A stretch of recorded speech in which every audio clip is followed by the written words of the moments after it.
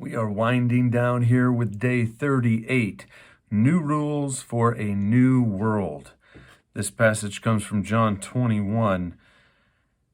It's where Peter and the other disciples decide to go fishing, and he says, "I'm going fishing," he said.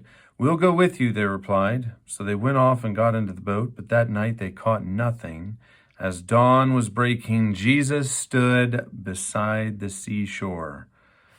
So, if you don't play by the world's rules, then you are not really bound to the world's systems, meaning the world's way of getting things done. Jesus was not bound by that power because he never played by its rules, and we definitely see that over and over again. So how do we live like that here and now?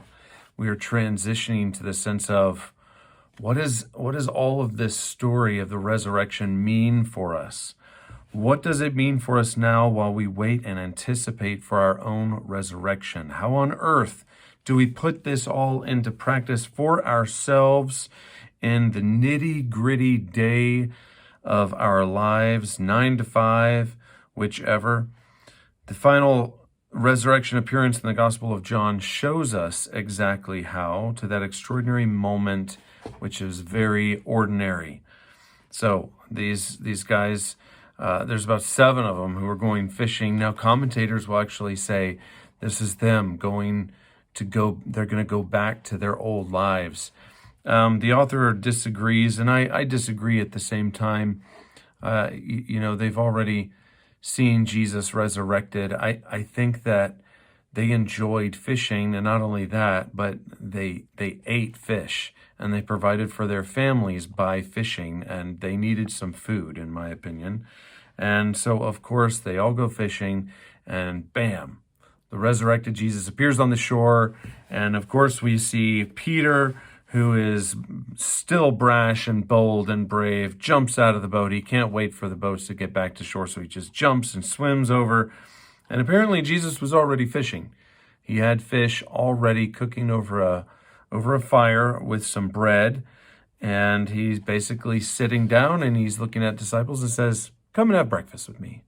Now, gets to a depth of healing that we can only relate to in our own individual ways. But we know that Jesus gives Simon Peter 3 opportunities to reaffirm his commitment, to basically overcome the 3 denials that he had. Because Jesus refuses to allow Peter's mistakes, his great friend, to determine his destiny and calling. So Jesus is exposing the shame and sin that Peter had, but then he sets him free from this condemnation so that he'll never be carrying around regret or the memory of just that holding him to as a chain, as a tie, as a guilt form, to be able to as a reason or purpose to act next. And so Jesus lets Peter know that he in fact is going to die. And we know in Christian history that Peter, in fact, was crucified. And Peter looks over and most assume he's talking about John. How about him? Is he going to die too? And Jesus says, "What is it to you? You don't need to compare yourself to anyone else, but you need to come and follow me." So this ordinary moment is profound for us because in this we see a few things. First of all, number 1, expect the presence of Jesus in your day-to-day activities. Be prepared to change how you do things when he shows up. We have to remain vigilant in what he's saying to us. Number 2, expect King Jesus to reveal, forgive, and heal your deepest sin and sorrow as well as he did for Peter. Again, being open for Jesus to come in and work on places in our life that we might have buried and tried to forget about that was there.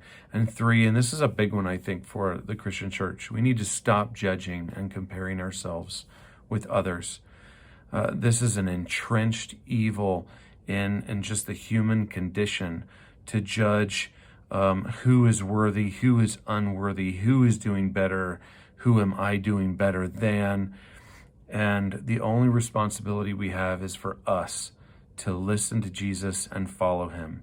And so whenever we live by these new rules, we can anticipate this new world resurrection power of Jesus to be present in all of our activities.